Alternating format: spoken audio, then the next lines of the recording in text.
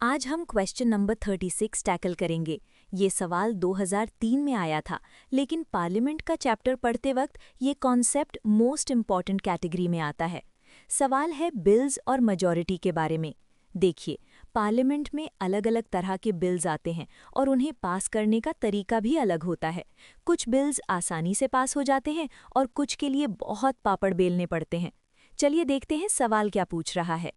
Question 36 asks, which one of the following bills must be passed by each house of the Indian Parliament separately by special majority?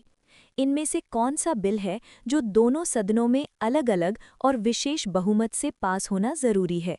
A.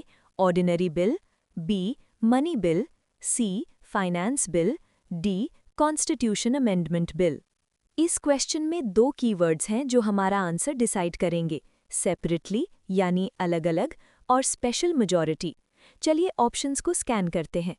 Ordinary bill, साधारण विधेयक, इसमें simple majority लगती है और अगर लोकसभा और राज्यसभा में लड़ाई हो जाए तो प्रेसिडेंट जॉइंट सिटिंग यानी संयुक्त बैठक बुला सकते हैं।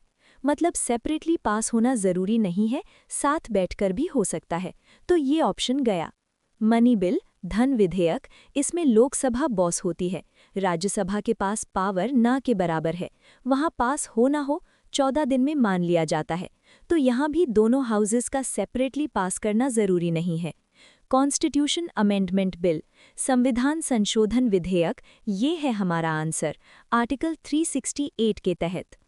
कॉन्स्टिट्यूशन देश का सुप्रीम लॉ है, इसे बदलने के लिए हमें बहुत स्ट्रॉन्ग कंसेंसस चाहिए, इसलिए कॉन्स्टिट्यूशन ने दो शर्तें लगाई हैं। स्पेशल मेजॉरिटी, सिर्फ आधे लोग नहीं बल्कि मेजॉरिटी ऑफ टोटल मेंबरशिप, और 2/3 प्रेजेंट एंड वोटिंग चाहिए। सेपरेटली, अगर लोकसभा और राज्यसभा में डिसएग्रीमेंट हो गया तो जॉइंट सिटिंग का कोई प्रोविजन नहीं है, बिल वहीं खत्म हो जाएगा, लैप्स हो जाएगा। दोनों हाउसेस को अपने अपने लेवल पर हामी भरनी पड़ेगी। तो सही जवाब है option D, constitution amendment bill. याद रखिएगा, संविधान बदलना कोई मजाक नहीं है, इसलिए यहाँ कोई शॉर्टकट यानी जॉइंट सिटिंग अलाउड नहीं है। आई होप आपको स्पेशल मेजॉरिटी और जॉइंट सिटिंग का कनेक्शन समझ आ गया होगा। ऐसे ही कॉन्सेप्ट्स क्लियर करते रहिए और एग्जाम फोड़ते रहिए।